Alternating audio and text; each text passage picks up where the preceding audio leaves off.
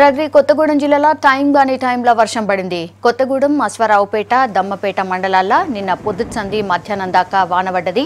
వర్షానికి మామిడికాయలు రాలిపోయినాయి.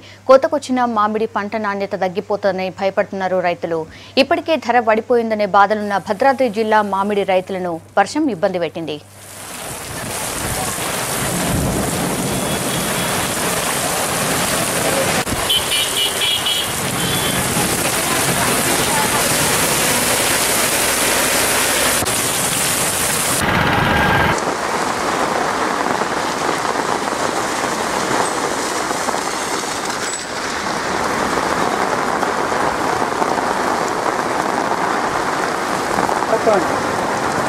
डबल 7